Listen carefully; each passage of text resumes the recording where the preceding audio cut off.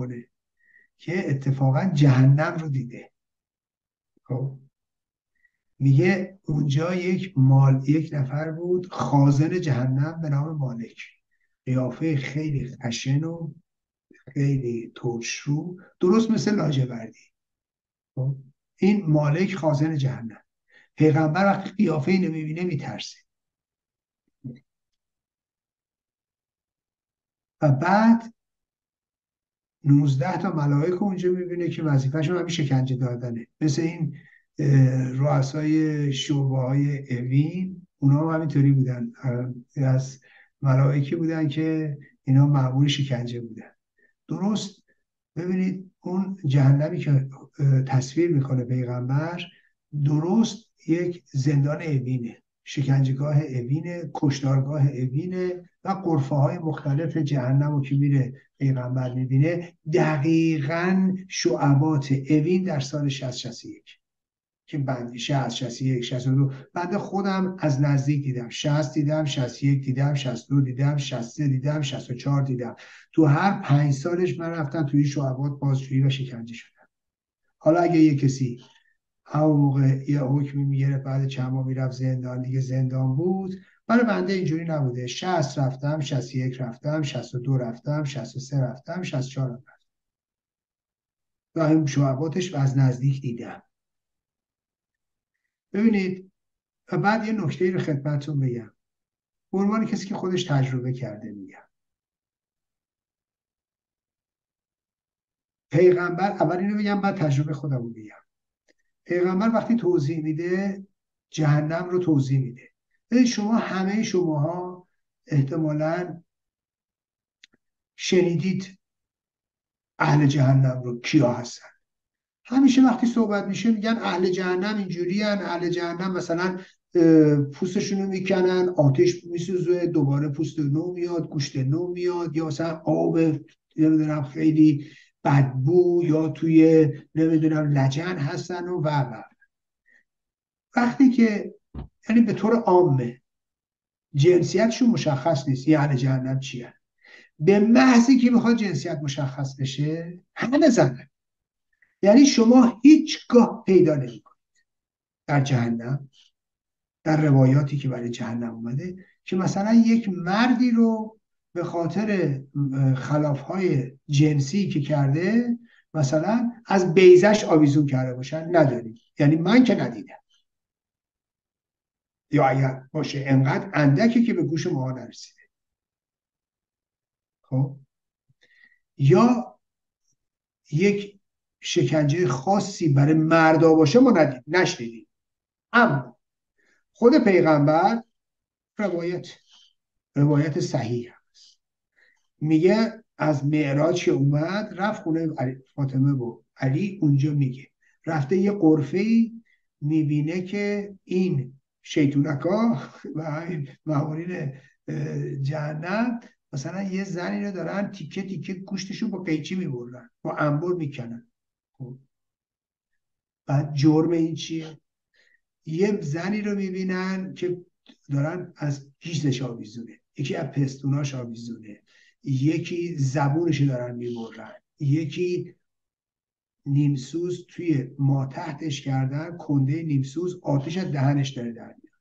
دوستان همه این زنا یه جوری حق شوهراشون رو زیر پا گذاشتن.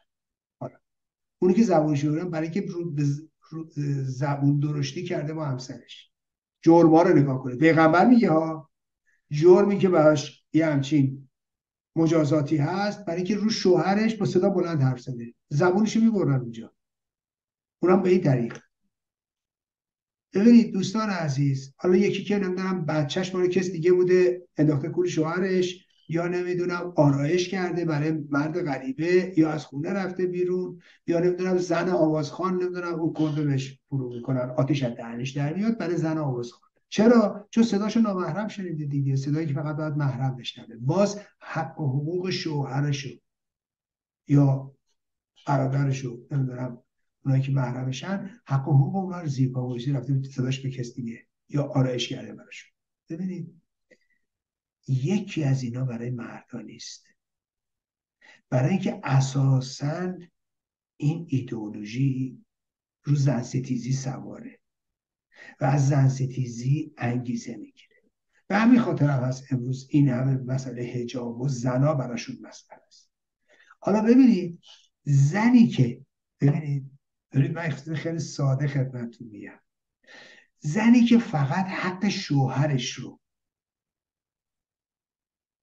زیر پا گذاشته، یعنی بی اجازه رفته بیرون، صداشو بلند کرده، آرایش کرده، دروغ بسته به شوهرش، یا مثلا با کس دیگه رفته، فوقش ایناست دیگه.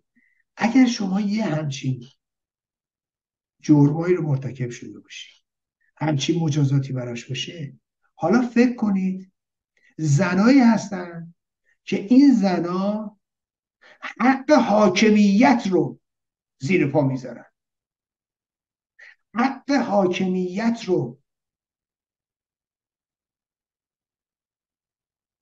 براش ارزش قائل نیستن. یعنی چی؟ حاکمیتی که زنی که میگه آقا تو باید بلند شی من بشینم جات. آقا این فقط صداشو به جبال شوهرش بلند کرده بود، اونجوری زبونشو میبریدن تو جهنم، خداوند دستور داده. بعد حالا بیاد به حاکم بگه تو پاشو من بشینم جات. ببین این چه مجازاتی براش تعیین میشه یا چه عقوبتی باید تحمل کنه.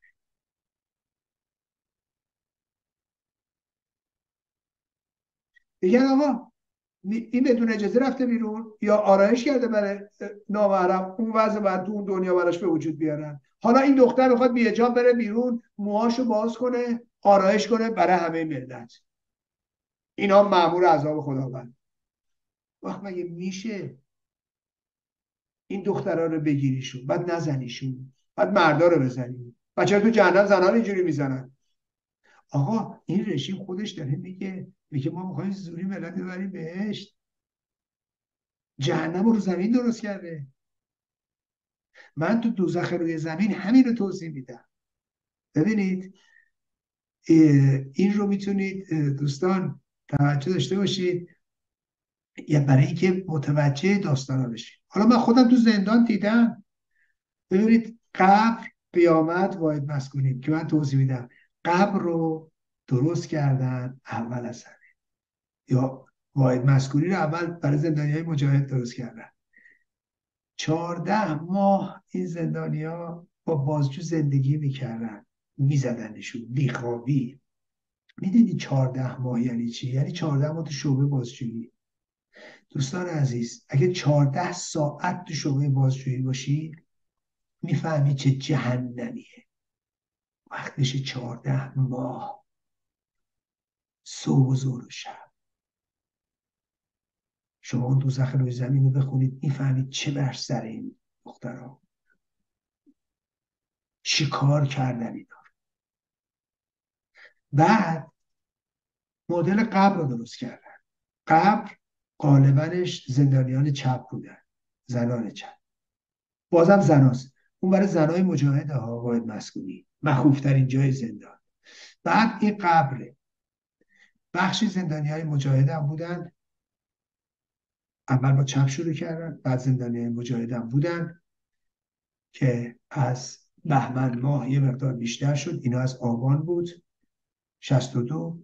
و بعد تو بهمن ماه وقتی تاثیرات این واحد مسکونی رو دیدن، ترکشش به مردها هم خورد، مردهای چپ و مردهای مجاهد. تعداد مردهای مجاهد زیاد نبود، خیلی کم بود. منم مدتی بودم، ولی مدت زنا و فشاری که رو زنا بود قابل قیاس نبود با مردها. مدتش هم. ببینید تعداد زیادی مرد نرفتن تو قبرها. بهتون بگم در مقایسه با زنا بسیار بسیار کمه. چرا؟ مردا که تعدادشون چند برابر بود که. ببینید برای همین که گفتم، برای اینکه رژیم یه رژیم زن ستیزه. اینجوری هم نبود که موضع زنا بیشتر قوی تره ها، نه، اینا زنا رو ضعیفه میدونن. دیدید مثلا این سنتی ها برادران سنتی چه بلایی سر خواهراشون میارن، چه بلایی سر زناشون میارن. قربان ضعیفه دختره رو چجوری میزننش؟ این قتلای ناموسی رو ندیدید؟ یا دختره رو چجوری میزنن به خاطر که حالا چرا به کسی مثلا گوشه چشم نشون دادی، یا مثلا با کسی نامه فرستادی، یا چرا حجابت درست نبوده، دیدید چیکار میکردن؟ اینا رو ضعیفه میدونن. از حالا فکر کن یه ضعیفه بیاد قدرت شما رو به چالش بگیره. واکنشی که اینا نشون میدن وحشتناکه. به 10 همین برابر. دلیله که فشار در زندان روی زنان بیشتر از مردها بود. علیرغم اینکه موضع زنان موضع بالاتری نسبت به مردان نبود، در یه سطح بود. خب تعدادشون هم بیشتر نبود. تعدادشون یه سوم مردان بوده. ولی ببین قبر و واحد مسکونی و اینا، همین که میگن دستگاه و جهنم و فلان، اینا برای زنا قربانیان اصلیش زنان. واحد مسکونی که فقط زناست. قبرم که درست میکنن اولش زنای چپن، زندانی مجاهدن، بعد ترکشش به مردا میخوره. ترکشش به ما خورد. برید نگاه کنید چند تا مرد تو قبرها بودن.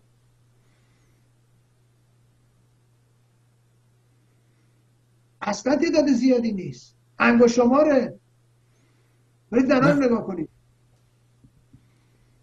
این سوال داشتم ولی هیچ وقت فرصت نشد که بپرسم که چطوریه که شما امروز این سوال منو پاسخ دادی.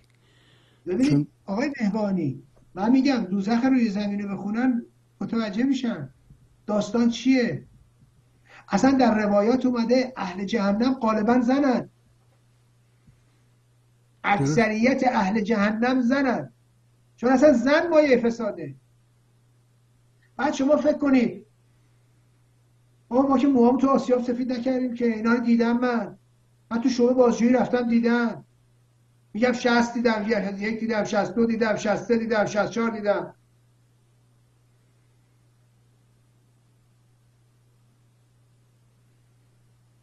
حالا برای ما فرقه رجبی و یه مش آدم ورشکسته، یه در هم شکسته، یه رزل اوباش بیاد مثلا نمیدونم چی کنه که نمیدونم چی نفوسی و تمام تشنه به خون رو. حالا ما به نه خاطر که زیر حمید نوری رو اعدام دستگیر بوده. کردیم، چه زیر به خاطر دستگیری حمید نوری باید درجات اینجوری هم بگیریم. ولی آره خب میگه آخه مصداقی چجوری ببینید از زیر چند تاشون اعدام اومده بودن. بیرون.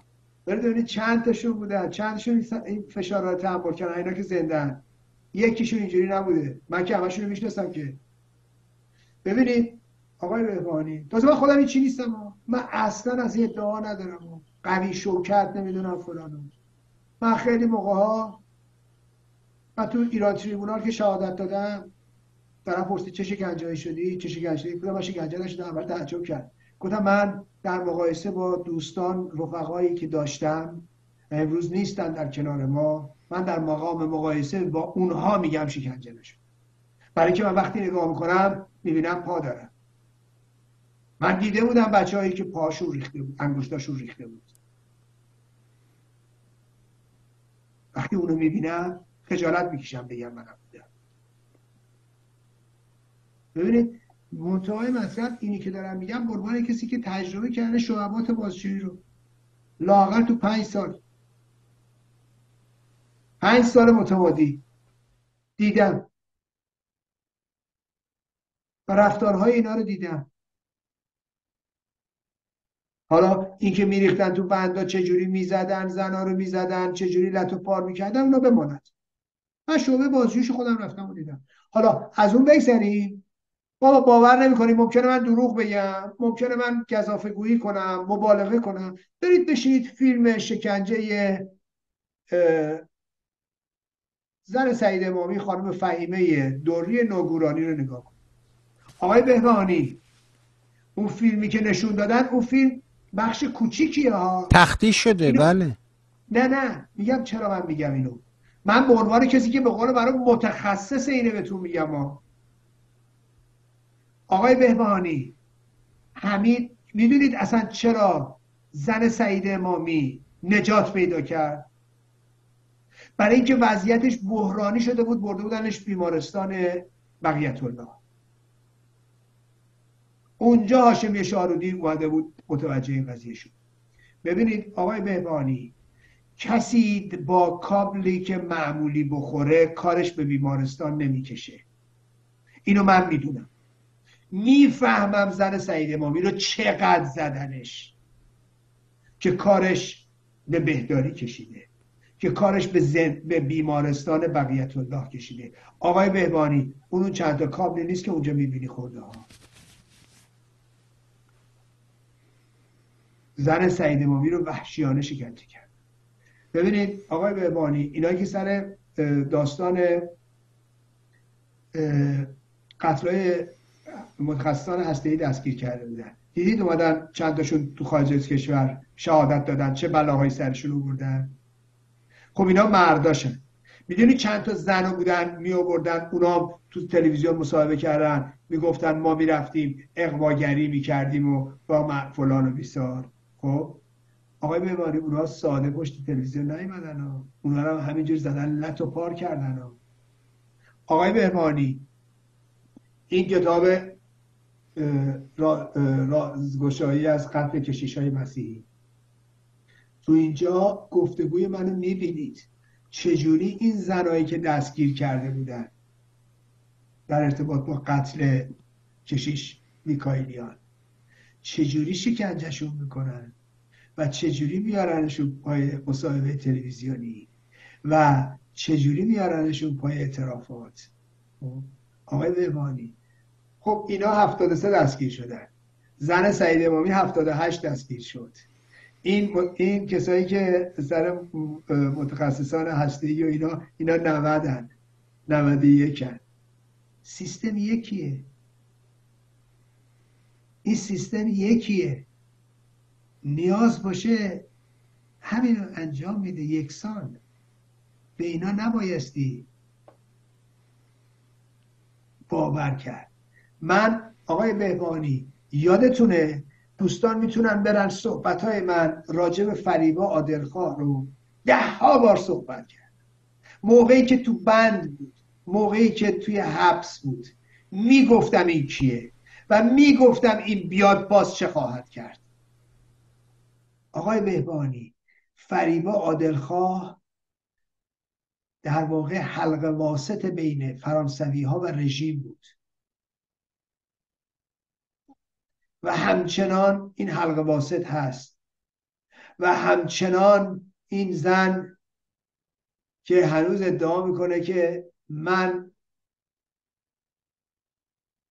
نمیدونم برای چی دستگیر شده بودم ولی به میگفتن جاسوس.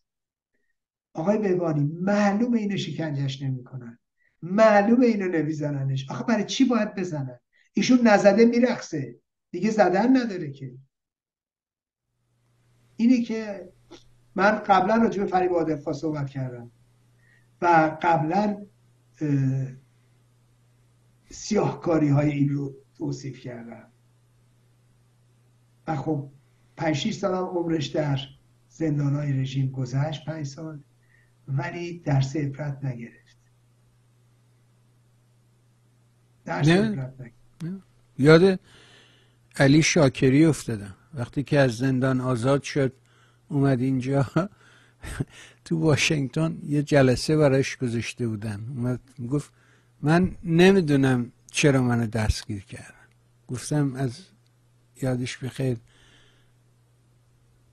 دکتر برقیی، گفتم از محمد برقیی بپرس، اون بهت میگه چرا دستگیر. یعنی تو هنوز نفهمیدی چرا دستگیرت کردن؟ حالا فریبا عادلخواه میگه نمیدونم چرا من دستگیر کردن. اینا حیرت انگیزن و هنوزم دنبالش میدوه. اینو نمیتونم حذف کنم، اینو نمیفهمم. ممنونم ازم، ممنونم و واقعا ممنون و امیدوارم از این گزند بلایا به دور باشی. ما به تو احتیاج داریم، به راستی به تو احتیاج داریم. منو بد جاهایی بردی آقای مصداقی. اصلا به حضورت که نمیدونم، سلامت بمان. اکبر گنجی دوباره شروع کرد